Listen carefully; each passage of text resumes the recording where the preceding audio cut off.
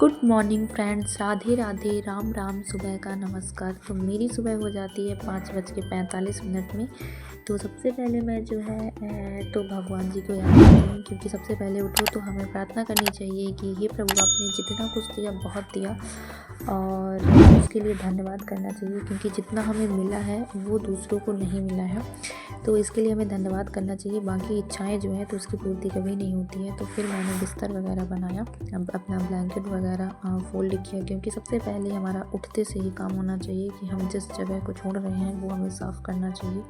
तो मैंने बिस्तर वगैरह साफ़ किया। उसके बाद जो है तो कैप वगैरह लगाई, क्योंकि सुबह जो है तो बहुत बहुत ज़्यादा ठंडी लगती है। तो आप लोग भी अपना ध्यान रखिएगा, क्योंकि अगर आप ठंड से बचे रहेंगे तभी पढ़ाई हो पाएगी। बीमार हो जाएंगे तो फिर पढ़ाई बंद हो जाएगी। उसके बाद मैंने झाड़ू वगैरह लगाया, क्योंकि सबसे पहले उठने के बाद रूम वगैरह की सफाई करना होता है। फिर उसके बाद फ्रेश वगैरह होकर खाना की तैयारी करनी पड़ती है। तो मैंने जो है तो खाने में जो है तो आज पत्ता गोभी की सब्ज़ी चढ़ा दिया था। उसके बाद दाल चढ़ा दिया, आटा वगैरह लगाया और खाने की तैयारी हमारी चल रही थी। आप देख सकते हैं सब्ज़ी बनी गई है, मतलब आधी बन गई है, आधी बनने के लिए बाकी है। उसके बाद मैं खाना वगैरह बनाकर पापा के साथ खाना वगैरह खा के उसके बाद वॉक पे निकल जाती हूँ।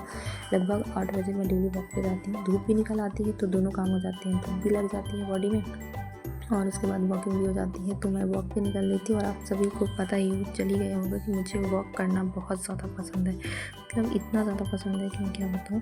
और मैं टाइम निकाल ही लेती हूँ अपने लिए, और ये आप लोग भी फॉलो कर सकते हैं। बिज़ी रहिए, पढ़िए लिखिए, सब कुछ करिए, लेकिन जिस चीज़ से आपको खुशी मिले वो चीज़ ज़रूर करिए, क्योंकि अगर आप नहीं करेंगे तो बोर हो जाएंगे। इसलिए अपने आप को खुश रखने की कोशिश करिए, और खुश रहना बहुत ज़रूरी है। उसके बाद जो है तो मैं वॉक करते करते ही लेक्चर लेती हूँ खान सर के।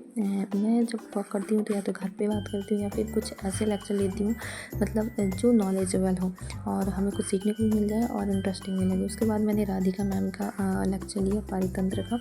ये एग्ज़ाम पॉइंट ऑफ व्यू से भी इम्पॉर्टेंट है और उसके बाद ये मतलब पढ़ने में भी इंटरेस्टिंग लगता है, क्योंकि हमें पहले से ही पता है तो अच्छा लगता है। उसके बाद जो है तो मैंने जो डेली का एनालिसिस आता है राहुल सर का विनर्स में, तो वो लिया और मैंने देखा कि क्वेश्चन कैसे क्या बन रहे हैं। तो ठीक ठाक एवरेज जा रहा है रीजनिंग की तो ज़्यादा दिक्कत मुझे नहीं लग रही है। उसके बाद मैं लेके बैठ जाती हूँ साइंस में मैंने जो है तो धातु, अधातु, मिश्र धातु ये सब का रिवीजन किया। उसके अलावा जो परमाणविक संरचना वगैरह थी तो वो रिवीजन किया। फिजिक्स का भी मैंने जो मूल राशियाँ पढ़ी थी, जैसे कि लंबाई का मीटर, समय का सेकंड, विद्युत धारा का एम्पियर, ये भौतिक राशियाँ वगैरह मैंने पढ़ी और याद की यहाँ से, क्योंकि क्वेश्चन बन रहा है तो आप लोग भी याद करिएगा। उसके बाद मैं लेके बैठ जाती हूँ एमपी में जो है तो मैंने राष्ट्रीय उद्यान आज पढ़ी और अभ्यारण्य पढ़ा। उसके बाद जो है तो मैं जो लोकगीत लोक नृत्य पढ़ी थी उसका भी मैंने रिवीजन किया, क्योंकि वो जो है तो बहुत ज़्यादा भूलता है, तो उसको मैंने रिवीजन किया। उसके बाद जो है तो मैं लोक नाट्य को भी देखने का प्रयास कर रही थी, लेकिन लोक नाट्य मुझे सबसे ज़्यादा टफ लग रहा है। उसके बाद मैं लेके बैठ जाती हूँ फिर से रीजनिंग में सर सीरीज चला रहे हैं, टॉपिक वाइज क्वेश्चन करा रहे हैं, तो कोडिंग डिकोडिंग में लेके बैठी थी और थोड़ा सा टफ था आज मेरे लिए कोडिंग डिकोडिंग, कुछ क्वेश्चन नहीं बन रहे थे। उसके बाद मैं लेके बैठ जाती हूँ मैथ, और मैंने मैथ भी पढ़ना मतलब पहले कम पढ़ती थी लेकिन अब स्टार्ट कर दिया है। तो मैं आज स्टैटिक्स लेके बैठी थी आदित्य रंजन सर से, और मैंने सोच रखा था कि मुझे आज स्टैटिक्स ख़त्म करना है।